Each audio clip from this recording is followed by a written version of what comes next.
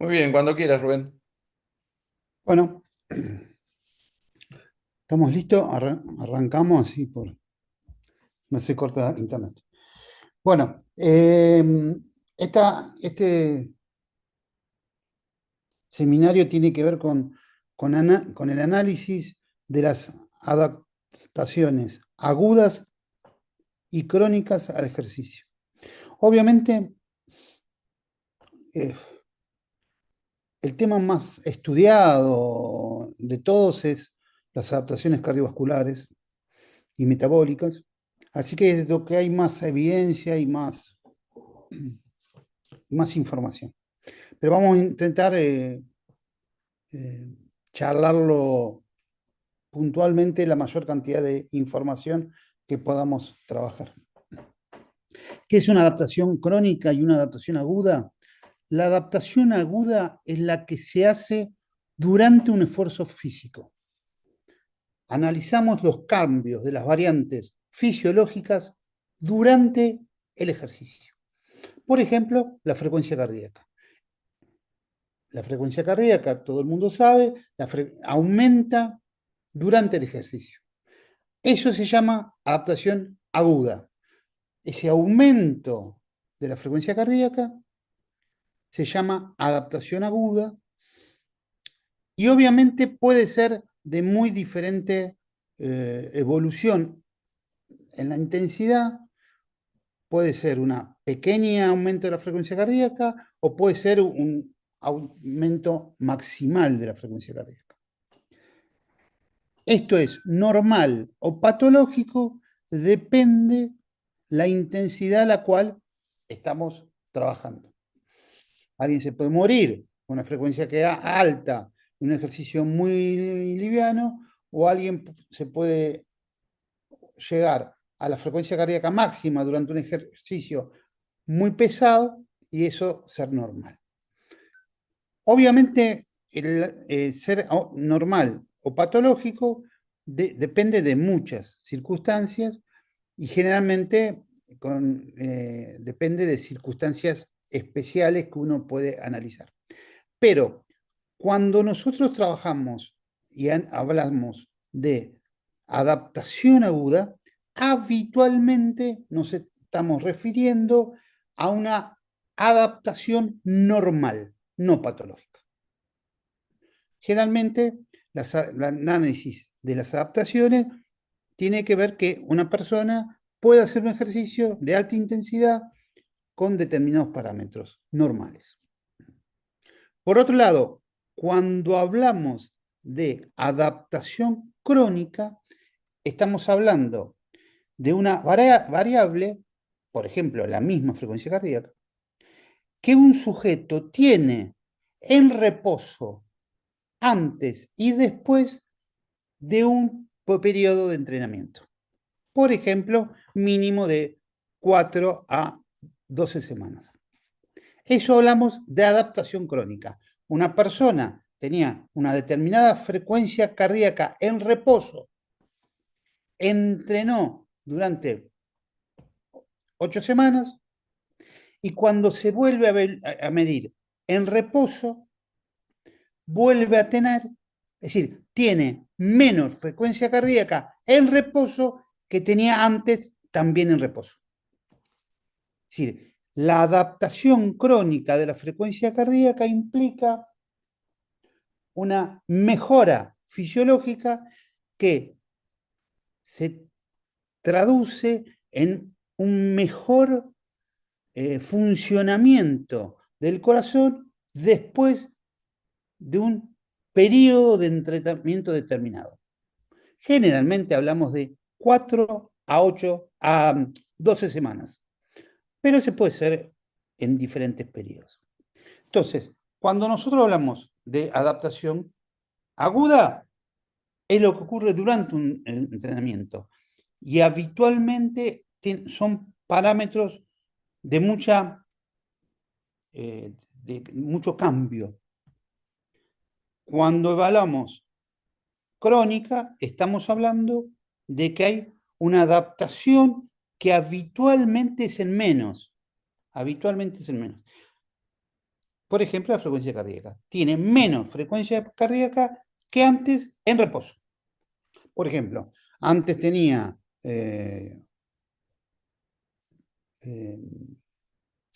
70 de frecuencia cardíaca y ahora tiene 60. Como un ejemplo habitual.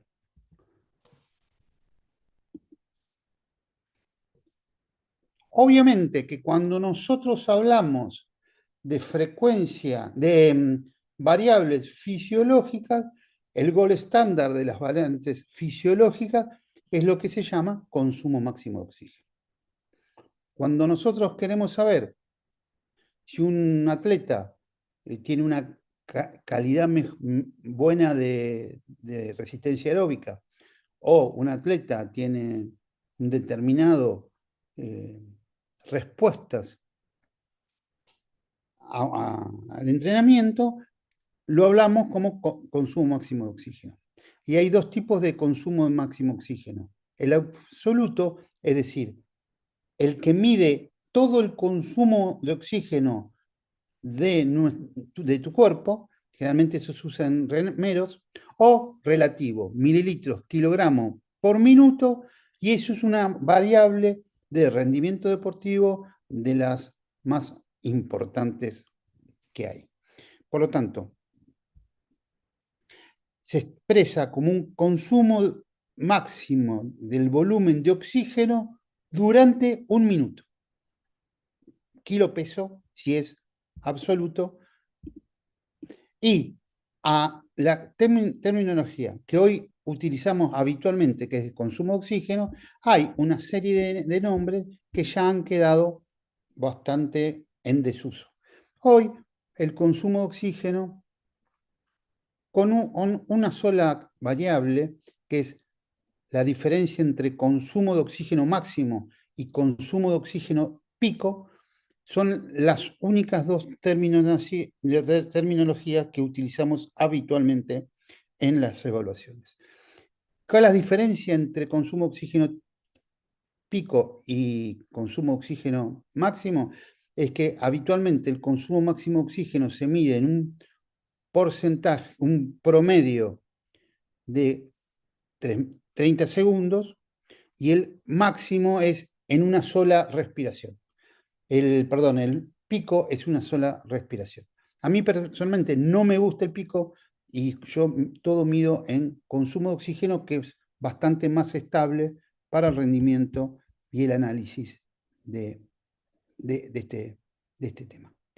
Obviamente que el consumo de oxígeno, fíjense, es muy variable. Generalmente cuando son animales grandes, tienen menores consumos de oxígeno. Y cuando son animales como ratón, animales muy pequeños, tienen mayor consumo de oxígeno. Fíjense que si uno no toma el hombre o algunos animales muy, muy grandes, están en un nivel de consumo de oxígeno bastante similares. Y en la medida que van teniendo animales más chiquitos, están mayores. Nunca se ha demostrado que un hombre, o en realidad es un hombre, porque los hombres tienen más consumo de oxígeno, pero nunca se han mostrado seres humanos con mayor de 100 milímetros de consumo de oxígeno. Lo mayor que se ha demostrado es cerca del 95. Obviamente, en los sedentarios, 40, 30 ya es un valor muy alto. Pero en algunos deportes como el esquí nórdico pueden encontrarse, o en la maratón, pueden encontrarse personas de este nivel de consumo de oxígeno, pero que se han demostrado 10 personas en toda la historia. Generalmente, cuando una persona tiene consumo de oxígeno por encima de 80, significa que tiene los mayores niveles de consumo de oxígeno de la humanidad. Es muy difícil encontrar tipos con mayores de esos niveles. ¿De qué depende el consumo de oxígeno? Obviamente hay una enorme cantidad de discusiones, creo que el otro día lo decíamos, hay diferentes autores, pero que no se ponen de acuerdo. Hay quien cree que el consumo de oxígeno depende del corazón, hay quienes dicen que depende de la extracción de oxígeno del músculo o depende de la extracción de oxígeno del pulmón. Pero la realidad que no se ponen de acuerdo los autores, cada autor tiene su visión, pero cuando hay muchas visiones, quiere decir que nadie se pone de acuerdo. ¿De qué depende el consumo? ¿Qué depende las adaptaciones del consumo de oxígeno del sistema cardiovascular? Y dependen del gasto cardíaco, volumen sistólico, frecuencia cardíaca, resistencia periférica, dependen del flujo sanguíneo muscular, de la densidad capilar, del contenido de hemoglobina, el tipo de fibra muscular, la extracción de oxígeno, la densidad mitocondrial. Fíjense que todas las personas tienen diferentes circunstancias en cada uno de esos elementos, porque dependen hasta de la genética cada uno de estos elementos. Por lo tanto, la combinación de diferentes productos es lo que genera la élite. Ahora, también es cierto que si nosotros tomamos estudios de los mejores maratonistas del mundo, también acá entra en juego la biomecánica. ¿Cómo son sus apoyos? ¿Cómo son sus movimientos? ¿Qué peso tienen? ¿Qué estructura tienen entre la talla y el peso? Hoy sabemos que cuanto más liviano son con respecto a la talla, mejor son en la resistencia. Por lo tanto, hoy no solo el consumo de oxígeno y la resistencia aeróbica depende de estos tres elementos. También depende de la biomecánica, depende de su nutrición, de su estructura muscular, de su estructura grasa, su metabolismo. Bueno, para ser elite necesitan enorme cantidad de elementos para discutir. Obviamente que rápidamente uno, cuando quiere analizar los factores que dependen, son muy altos, muy importantes y muy variados. Por ejemplo, se sabe que el consumo de oxígeno máximo depende tanto de la genética como es la talla o el color de ojos. Se le da muy poca importancia a la genética y hoy se sabe que la genética, en función del consumo de oxígeno, es decir, uno tiene que buscar los tipos que tienen mayores niveles de consumo de oxígeno. En la Argentina hay una nena mapuche que fue la persona que con más consumo de oxígeno se encontró y que obviamente vivía en la montaña, pero no era deportista. Sin embargo, se encontró de un nivel de consumo de oxígeno muy importante. En Argentina, tanto los mapuches en el sur como los de Aitas en el norte serían los sujetos más representativos de los factores genéticos de la resistencia. Entonces, el día que Argentina quiera encontrar deportistas de alto nivel en la resistencia, tendrá que ir a buscar esas zonas del norte y del sur argentino. ¿Por qué? Porque se sabe que han vivido mucho tiempo en la montaña y por lo tanto han hecho lo que se llama mejora eh, eh, genética en función de vivir tantos años en la resistencia, en la altura. Obviamente, fíjense que en ese cuadro se ve que si uno analiza los chicos rápidamente tienen una gran adaptación a la actividad física y rápidamente podrían encontrar en estructuras de resistencia, aunque históricamente se habló de que los chicos no tenían ese tipo de desarrollo. Hoy sabemos que los chicos rápidamente pueden desarrollar resistencia inclusive en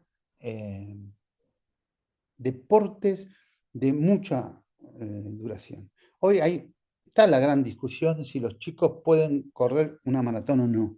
Cuando hablo de los chicos estamos hablando menores de 14 años. Y está empezando a haber una visión que en realidad los chicos tienen la misma capacidad de resistencia que los adultos. Simplemente se aburren, no porque no tengan principios fisiológicos. Bueno, fíjense cómo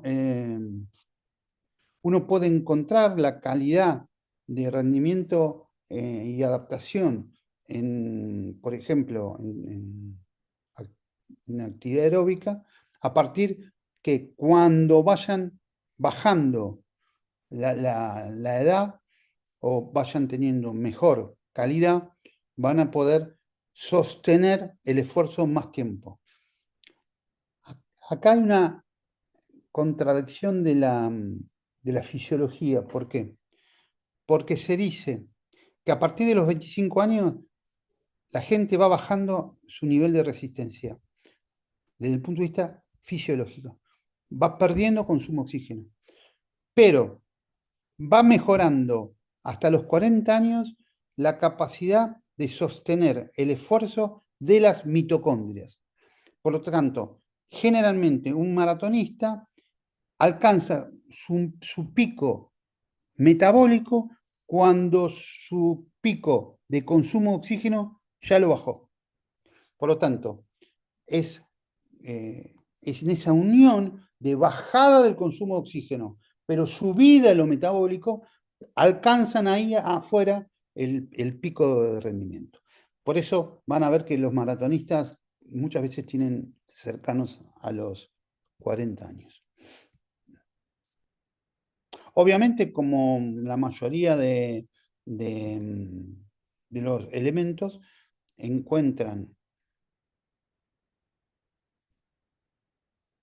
encuentran una diferencia producto de la masa muscular androgénica del hombre y el aumento de la masa adiposa de la mujer, hay una diferencia del rendimiento a favor de los hombres. Y además, un tamaño mayor y unas palancas mayores que les permiten tener mayor rendimiento. El músculo de la mujer es igual que el músculo del hombre.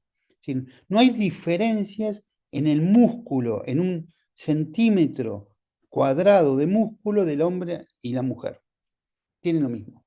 La diferencia es que el tamaño, las palancas y el sistema hormonal le da ventaja al hombre contra la mujer. Hoy se está una enorme cantidad de discusiones acerca de, sobre todo lo que es la mujer trans, y obviamente para la medicina y la ciencia está bastante demostrado, hay consenso absoluto, que las mujeres trans tienen ventaja deportiva sobre la mujer, o mujer cis, o mujer, como quieran llamar. No es un problema, es decir, no hay un problema que un hombre trans compita. El problema es la mujer trans compitiendo con él, con la mujer. Porque realmente se calcula que una mujer trans que haya tenido un año de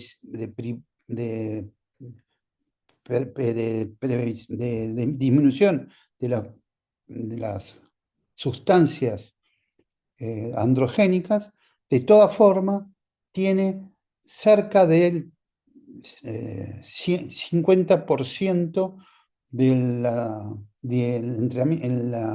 parte deportiva que una mujer.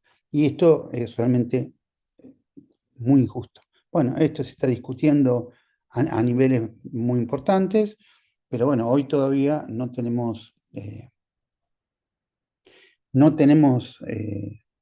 digamos, la ciencia ya lo explicó, el problema es la política que todavía está en esas discusiones y por eso la última chica, la boxeadora, en realidad no era trans, sino que eh, era XY, pero tenía órganos sexuales femeninos. Pero de todas formas, eh, tiene testosterona por encima de los valores normales. Por lo tanto, es una discusión, porque ¿qué es? Ni siquiera no es ni trans, porque en realidad nació así, pero tiene genitales masculinos, perdón, femeninos, pero con genes masculinos. Bueno, realmente una cosa compleja. Una consulta, profesor, Sí, sí. con respecto a la alta competencia y eso. O sea, el tema de la testosterona que dicen, bueno, que influyen con el tema esto del rendimiento.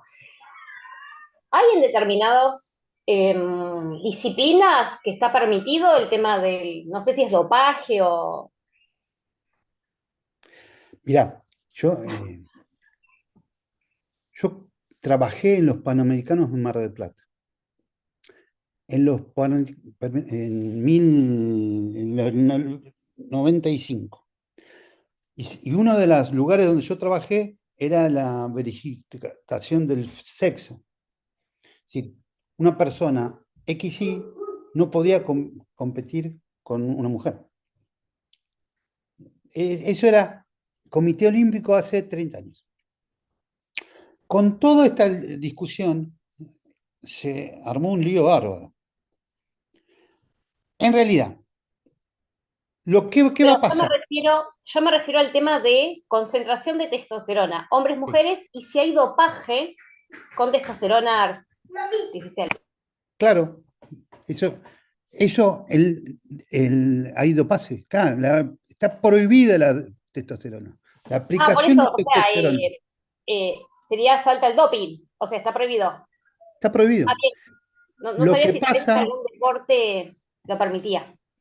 no, no, no. Ningún deporte lo permite. Lo que pasa es que ahora está discutido desde la política deportiva cuando no está discutido desde lo médico.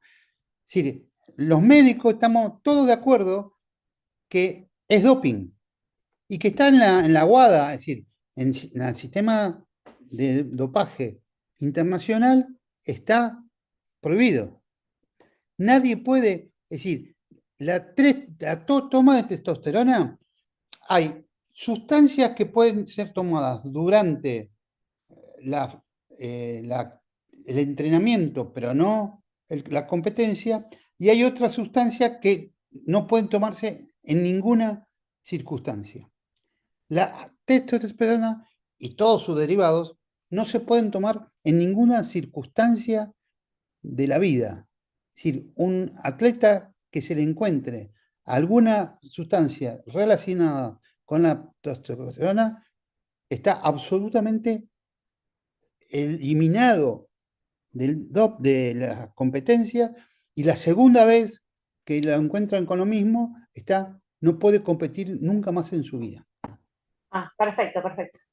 La discusión que está desde la política, ¿qué pasa con las mujeres trans? ¿Por qué? Porque una cosa es, si vos como hombre tenés un límite de testosterona, que tenés mayor límite posible que una mujer. ¿Sí? Cuando supera un límite el hombre, se hablan de supermachos, cuando un hombre tiene más en el límite de la testosterona, hay que estudiar a ver si es endógena o no endógena. Le pasaba a un campeón olímpico de ciclismo en la Argentina que el tipo tenía naturalmente mayor cantidad de testosterona de lo normal. Tenía que presentar sus historias clínicas, y lo dejaban competir. Dentro de un límite. Si ese límite se supera, lo eliminan, automáticamente lo eliminan. Entonces, este es el problema, es que una mujer cis tiene una testosterona normal, todos saben que las mujeres todos tienen testosterona, pero el problema es que si sos trans, te habilitan más cantidad.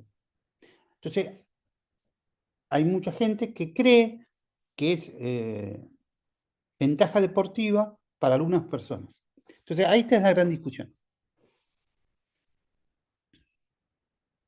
Bien, fíjense que cuando uno analiza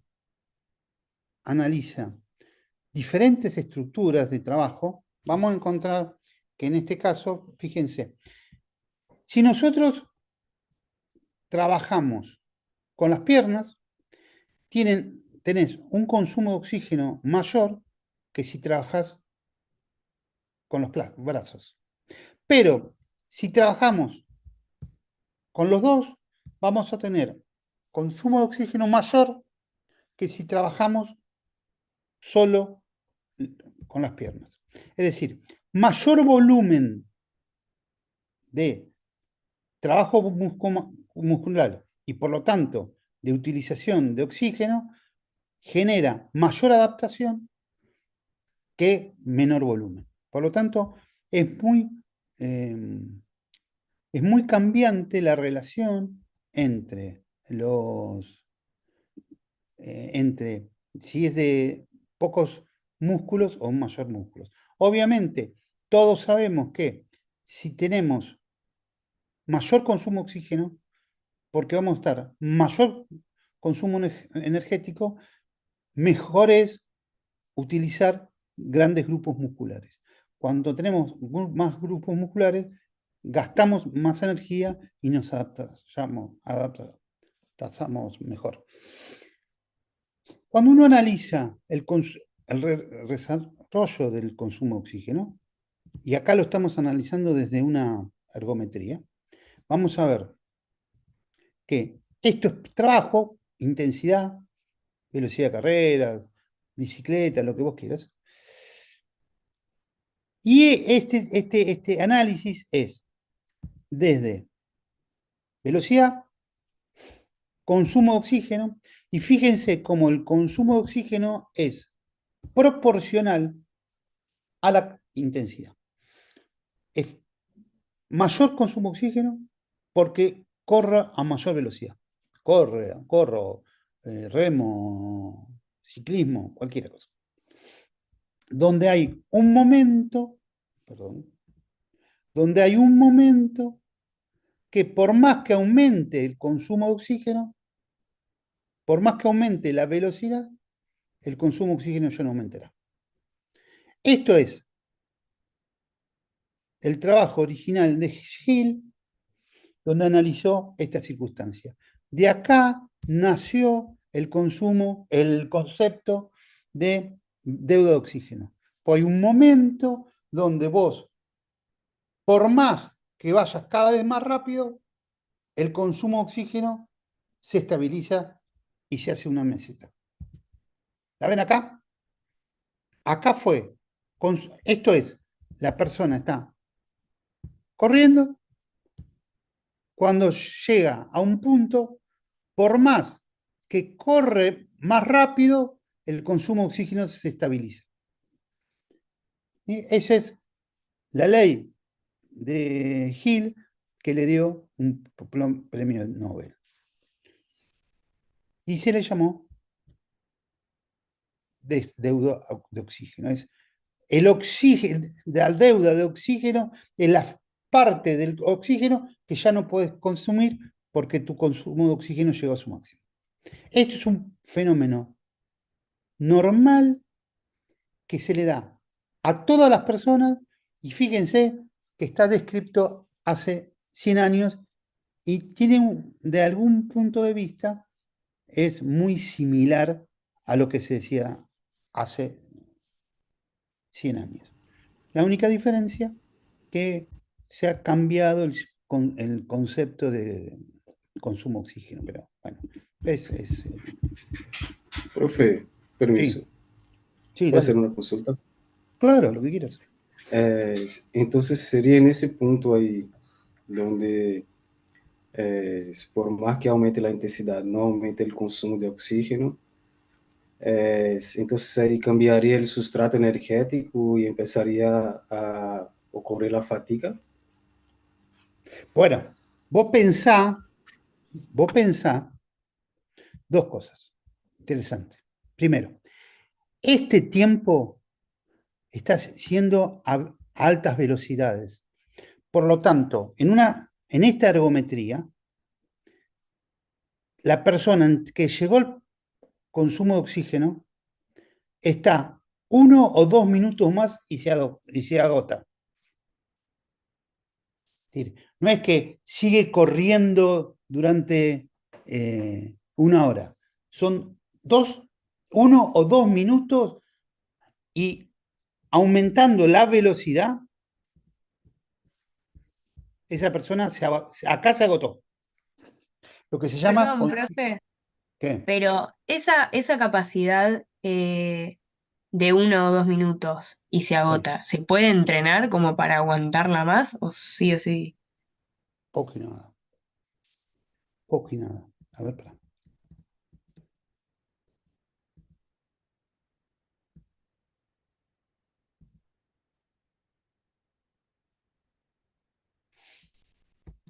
Poco y nada.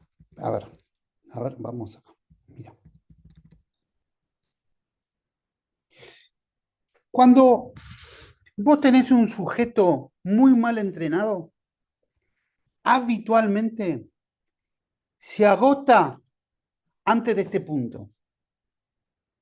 Si yo agarro una persona que nunca entrenó y quiero hacer una prueba de consumo de oxígeno, que va, insisto, va a ser, por ejemplo, una prueba de 1 minuto por etapa, aumentando 1 minuto la velocidad. ¿Sí? Arranca, como ven acá, 10 kilómetros por hora, 1 minuto, 1 minuto, 1 minuto, 1 minuto, 11, 15 kilómetros por hora, lo mismo, 1 minuto, 2 minutos, hasta que se agote. Es decir, cada minuto va aumentando hasta que se agote. Si esa persona está muy mal entrenada, se agotó antes de acá. ¿Por qué? Justamente, no tiene rendimiento aeróbico para sostener ese esfuerzo. Cuando yo lo que hago es evaluar un deportista que está previamente entrenado, lo normal aparece lo que se llama plató, que es consumo de oxígeno,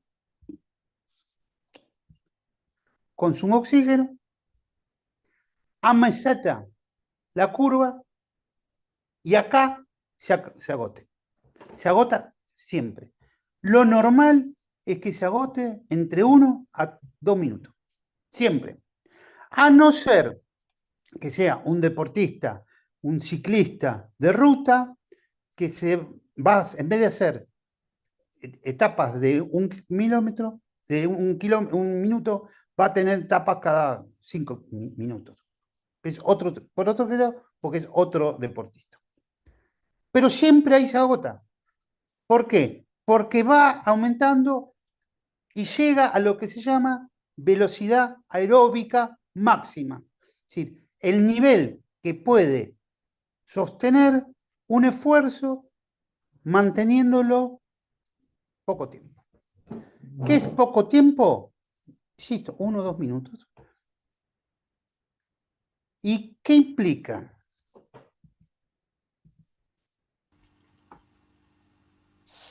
Ven, Profe, miren acá. permiso. Acá miren.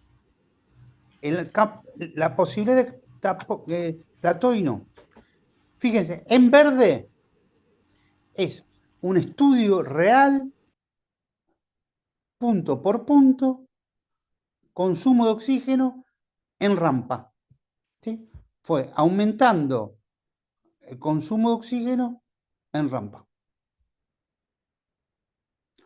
¿Qué pasó en este? Rápidamente aumentó y llegó su pico de consumo de oxígeno de la curva que yo les mostré a ustedes. Pero si yo veo que le hago un consumo de oxígeno a intensidad muy abajo, llega a un porcentaje del consumo de oxígeno y no sigue aumentando. ¿Por qué? Porque su nivel fue muy bajo. Por lo tanto,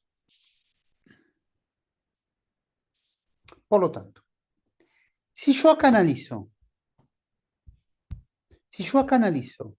lo que me preguntaba el amigo del consumo de oxígeno, ¿qué sistema energético? Lo normal es lo siguiente. El consumo de oxígeno, esto lo vemos en la próxima clase. El consumo de oxígeno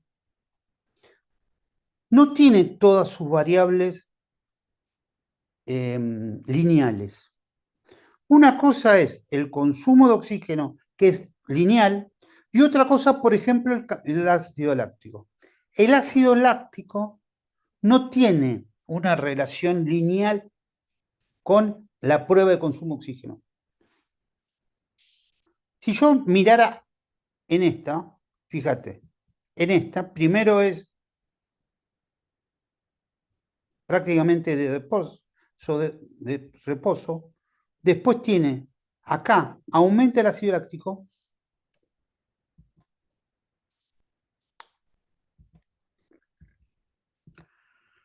aumenta el ácido láctico, y la última parte, el ácido láctico llega a un nivel habitual promedio de 10 milimoles. Es decir, que hay una zona de transición del sistema aeróbico que llega a su punto acá, máximo, pero tiene que estar acompañado por el aumento del sistema energético del ácido láctico. ¿Por qué? Porque, entre otras cosas, aumenta la extracción de oxígeno de la hemoglobina y por lo tanto hay un aumento de la vasodilatación y por lo tanto empieza a salir oxígeno desde el músculo. Por tanto,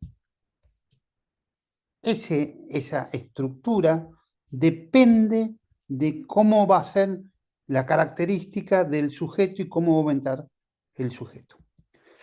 Esto, insisto, quiero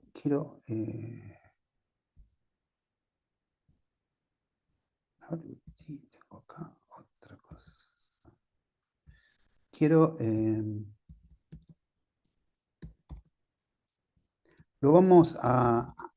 Esto lo vamos a analizar fuertemente en la próxima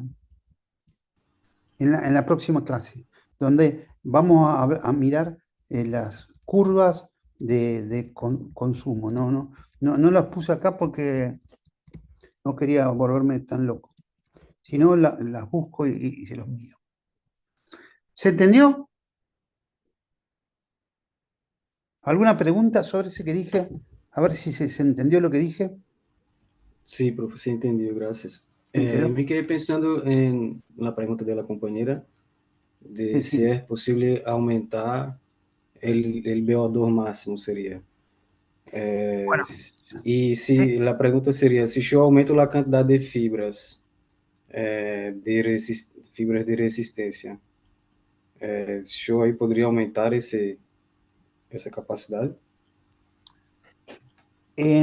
a ver, hay una enorme discusión en la fisiología. Personalmente, mi opinión es que el consumo de oxígeno no es entrenable. Consumo de oxígeno es genético. ¿Qué es lo que se puede entrenar? La velocidad a la cual corro con consumo oxígeno. Primer punto. Digamos, yo, fíjate, mirá este gráfico. Vas a ver personas que tienen un determinado consumo de oxígeno y tienen a diferente velocidad. Fíjate que esta persona que tiene menor consumo de oxígeno que este, corre igual de rápido que este. Es decir, yo cuando quiero mejorar la velocidad, puedo mejorarlo a partir de correr más rápido, pero usando menos consumo de oxígeno. Eso se llama eficiencia. Es decir, dos personas que corren a la misma velocidad no están corriendo con el mismo consumo de oxígeno. La persona trata de correr más rápido, pero usando menos energía. Esto es eficiencia aeróbica. Profe, Entonces, e os atletas que, por exemplo, vão a treinar em lugares altos, por um período para depois voltar a uma competição a nível del mar. Isso seria uma forma de entrenamiento, porque después también dijiste asociarse las altitudes con la genética de los pueblos originarios de ahí.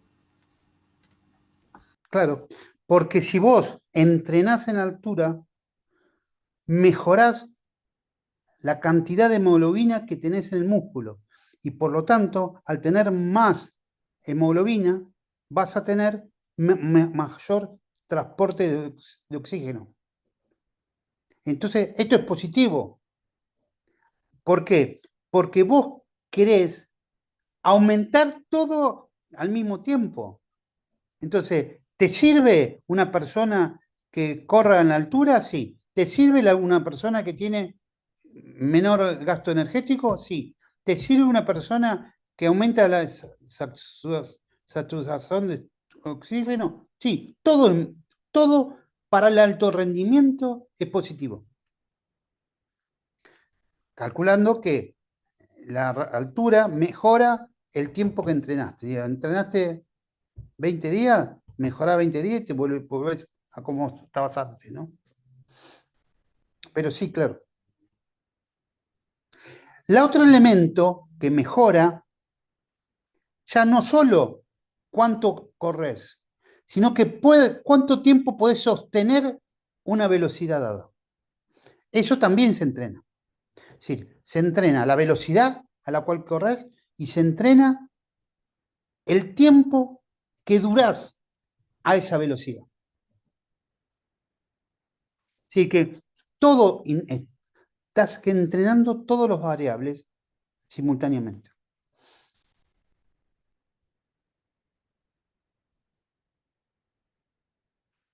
Bueno, lo mismo, fíjense, como que la velocidad de carrera depende del consumo de oxígeno, que depende mucho de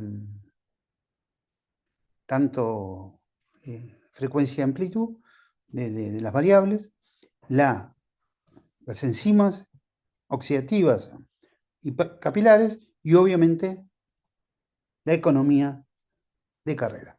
Fíjense, estas tres son los tres elementos más importantes que hacen que una persona tenga mejor capacidad aeróbica, que en realidad esto antes se discutía para las carreras y hoy se sabe que para cualquier deporte es lo mismo.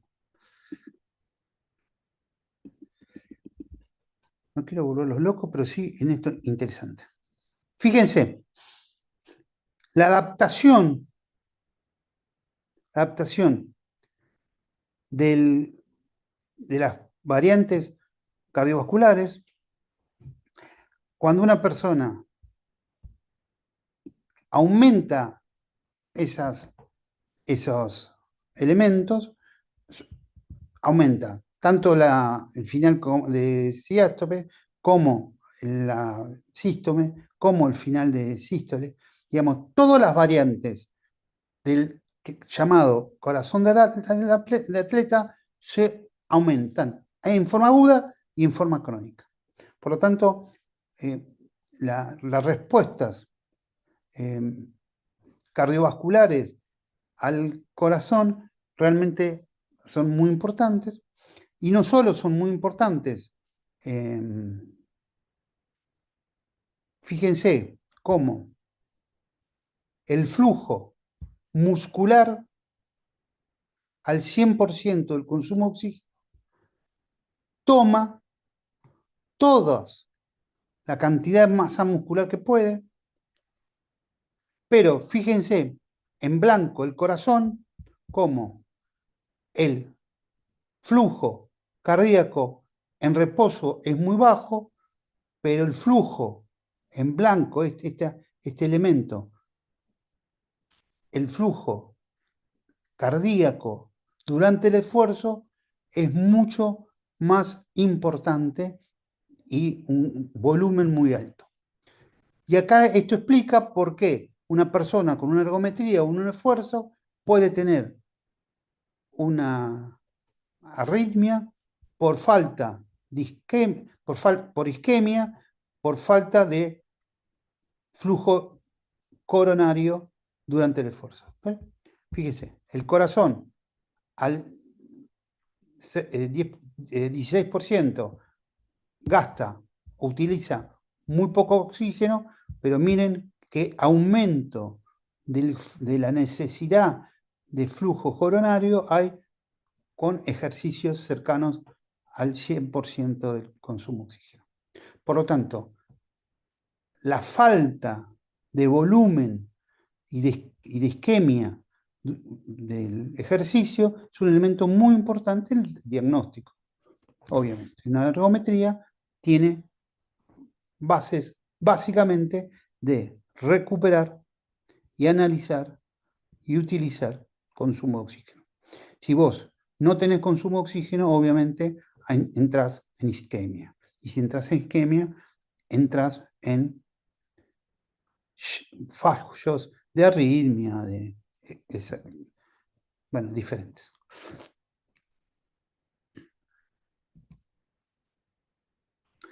Una cosa muy interesante, a mí me gusta para que ustedes puedan visualizar, esto es flujo al principio, la salida del corazón de tensión normal, y fíjense cómo un flujo pulsátil se va transformando en un flujo continuo, para que los capilares no se rompan. Entonces, fíjense, es tensión arterial, máxima y mínima, y de pronto aparece que por dilatación arterial y por menor flujo cardíaco en los vasos, va disminuyendo, pasa a un flujo continuo y después el flujo venoso. Bueno, esto es lo que explica por qué tenés tensión arterial mínima, máxima, sistólica y diastólica, pero después en los brazos, los capilares, ya no lo vas a tener. Imagínense que la arteria se dilata cuando viene el flujo cardíaco, y esa es la máxima, y después se contrae para que sostenga un flujo diastólico.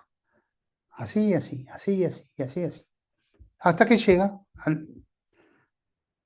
Por eso la tensión arterial máxima aumenta en el momento de la contracción cardíaca y la hipertensión arterial mínima, diastólica, aumenta porque no deja que el flujo se dilate. Esta es la explicación de por qué aparecen los aumentos de tensión arterial tanto en diástole o en sístole. Fíjense cómo es una ergometría normal, que es la tensión arterial sistólica es normal que aumente. Siempre la sistólica durante el ejercicio es normal que aumente. Es un proceso normal. Vos le medís la presión a un atleta y puede tener 200. Y es normal. Lo que es patológico es la subida de la tensión diastólica. La tensión diastólica siempre tiene que bajar. Si no baja, es patológico. Aunque baje 1 milímetro de mercurio. Pero tiene que siempre bajar. No es normal que la tensión arterial diastólica se mantenga al mismo nivel. Obviamente, y es mucho más patológico si ya tiene, por ejemplo, una tensión 170, 60, eso es normal. Una tensión 140, 90, esto es patológico. Es decir, siempre la diastólica tiene que bajar y la sistólica tiene que subir. Cuanto mejor es el atleta, más sube y más baja. Digamos, más diferencial tiene la tensión arterial cuando es atleta. En el sedentario es menor. Pero, por ejemplo, un sedentario es raro que tenga 200, pero puede tener 160, 190, 160, 70. Eso es normal. Ahora, un atleta de alto rendimiento puede tener 240 tensión. Y es normal. Y es absolutamente normal.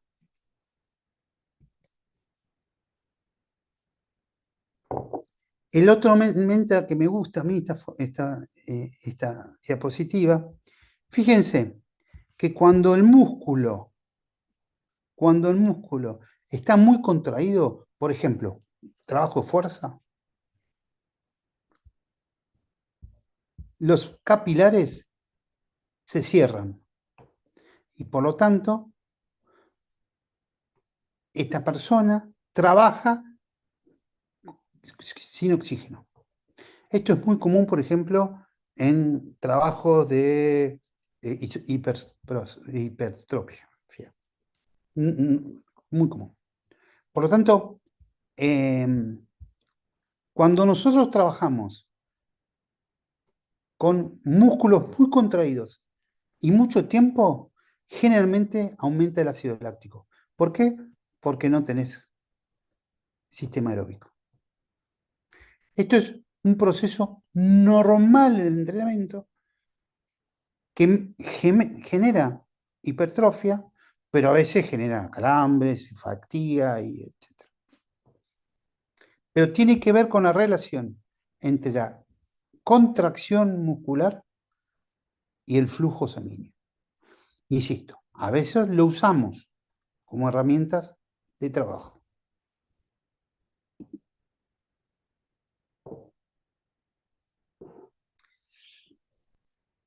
Si ustedes, para ir terminando, si ustedes proyectan, Si proyectan este gráfico habla de 200 de frecuencia cardíaca, que es equivalente,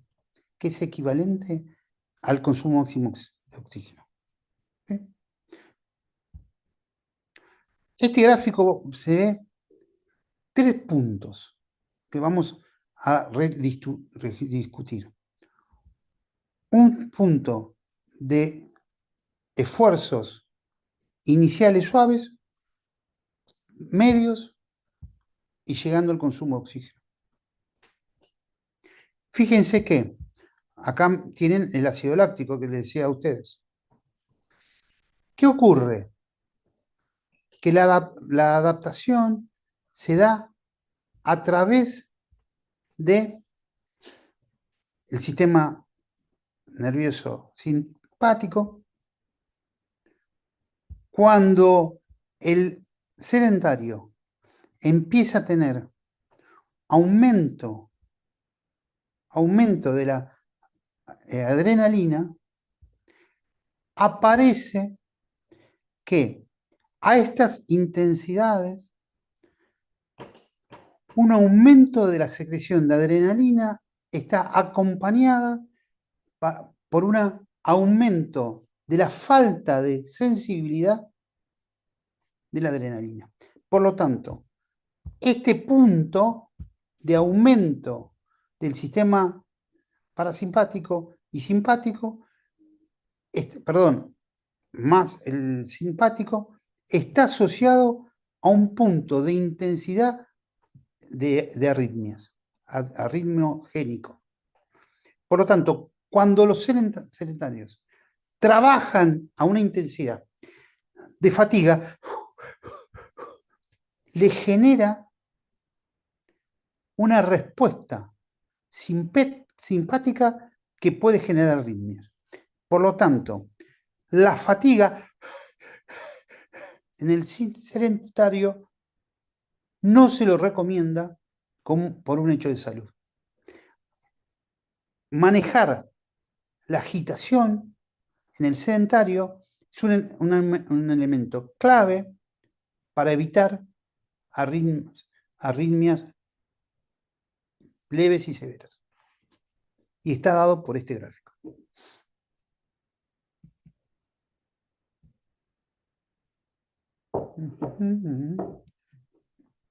Bueno, creo que ya estamos.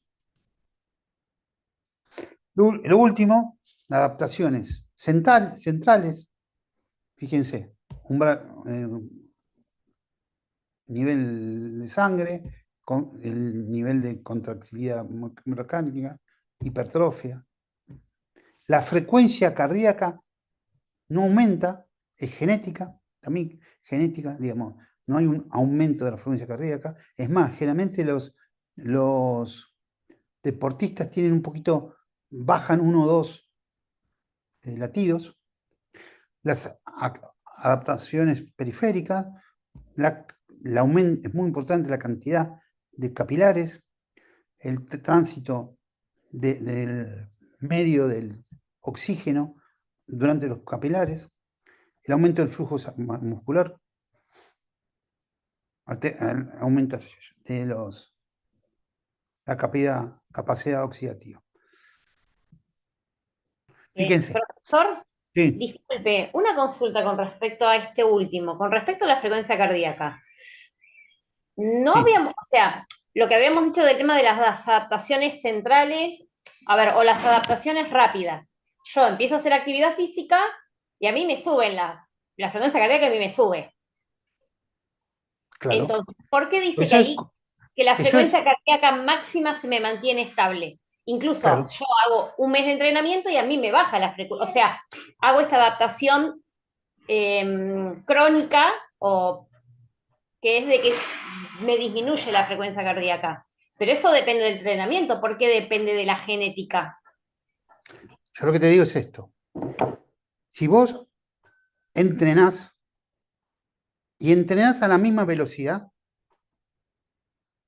tu frecuencia cardíaca va a bajar porque tuvo una relación con la intensidad que estás corriendo.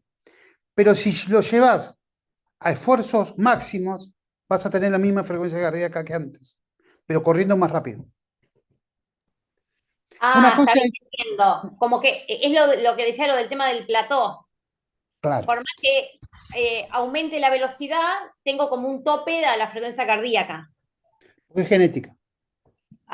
Bien. Sí, por eso se dice aumento en reposo, aumento submaximal y aumento maximal.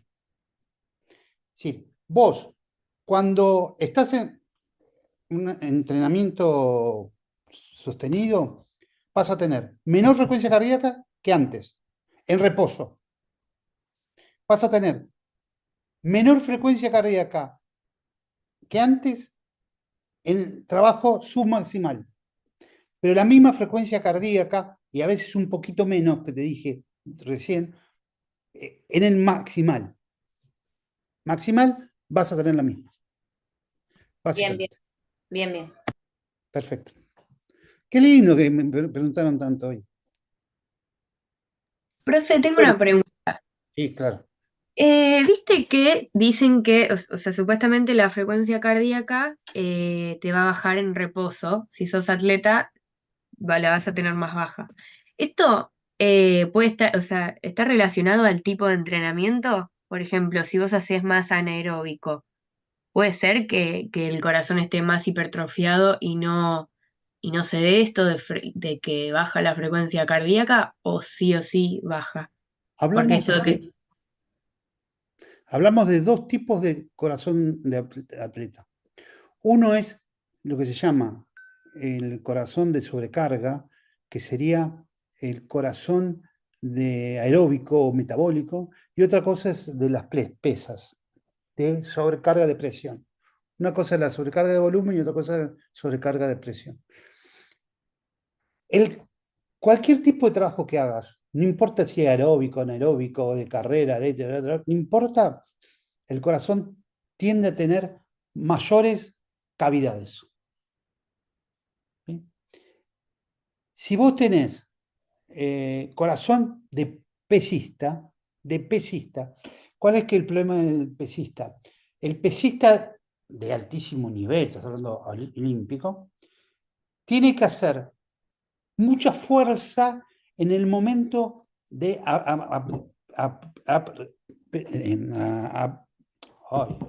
apnea.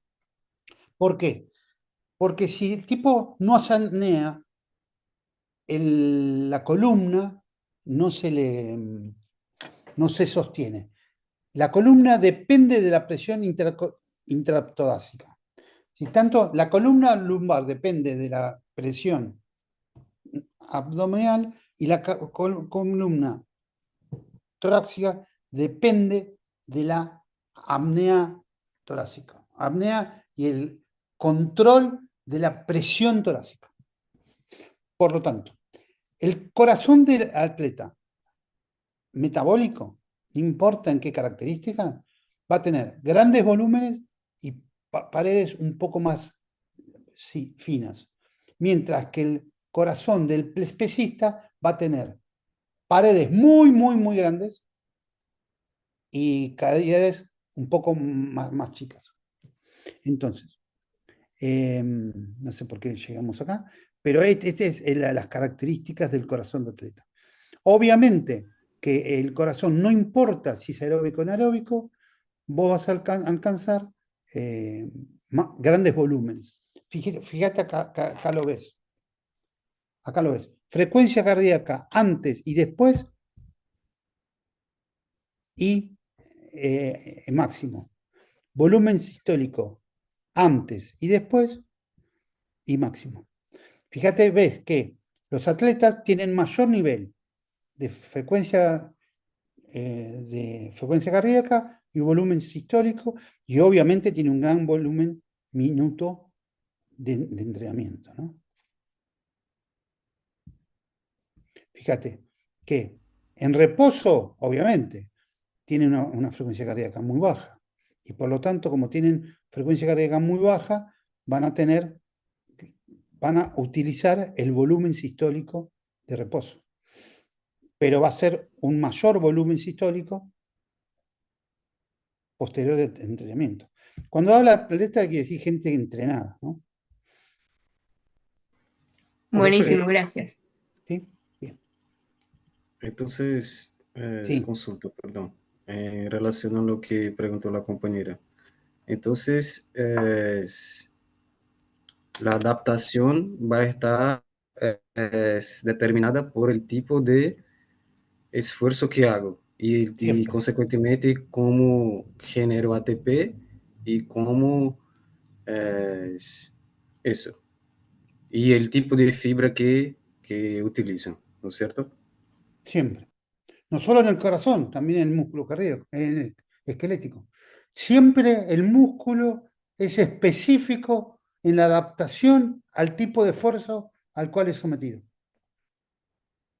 Siempre. ¿Se entiende? Si vos haces fuerza, vas a generar más adaptación.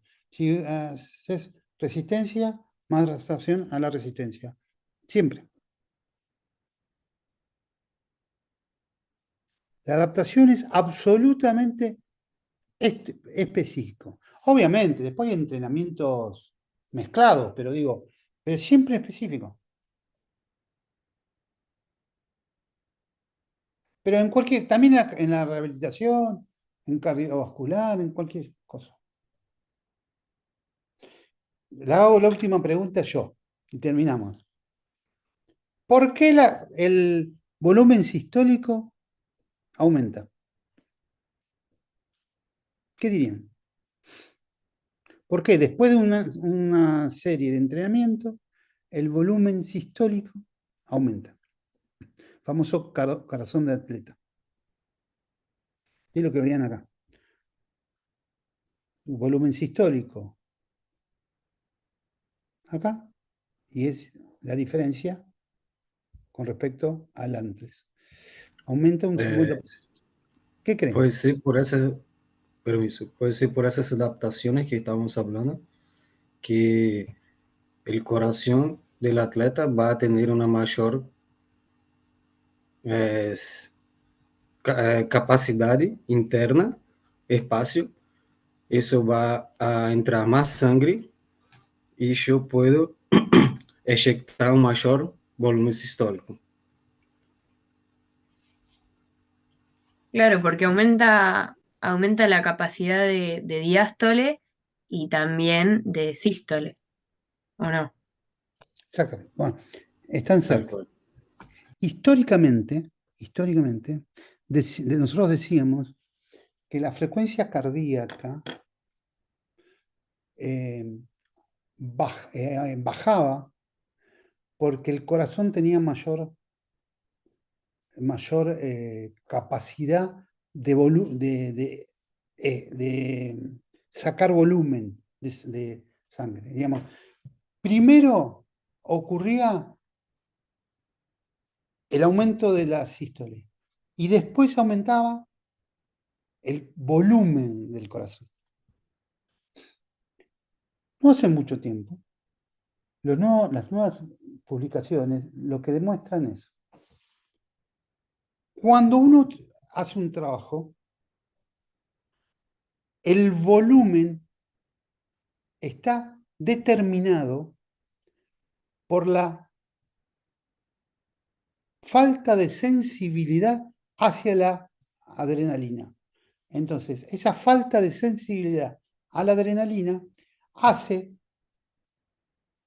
que lo primero que ocurra es un aumento del volumen y no un aumento una bajada de la frecuencia cardíaca. Es decir, yo tengo menos adrenalina, o por lo menos tengo menos sensibilidad de adrenalina. Al tener menor sensibilidad a la adrenalina, el corazón se empieza a dilatar. Y al corazón aumentarse, a dilatar, por la ley de Franz-Stanke, empieza a bombear más sangre. Es decir, que el proceso no es un proceso de aumento del corazón, sino de la falta de sensibilidad que haya la adrenalina en función del aumento de la intensidad y el volumen de trabajo. ¿Se entiende? Es el proceso contrario al que nosotros siempre contamos esta historia.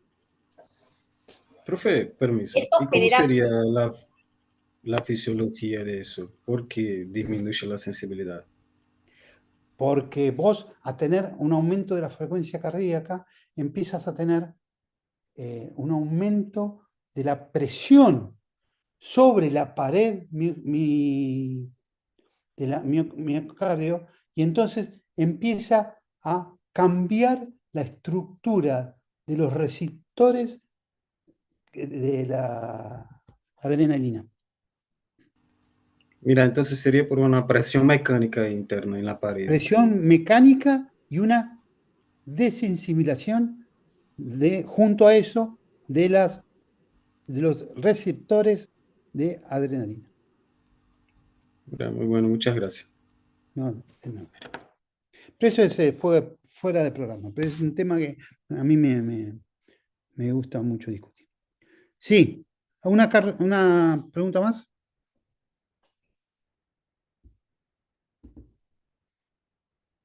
Bueno, ya estamos fuera de cosas, así que estamos. Le gustó esta clase, me parece. Le gustó más que las otras. Estuvo anidado. Le agradezco por las preguntas y nos vemos el lunes. Dale. nos vemos. Gracias, Gracias. profe. Gracias, Chao, profe. chao, chao. Gracias, profe. Gracias, profe.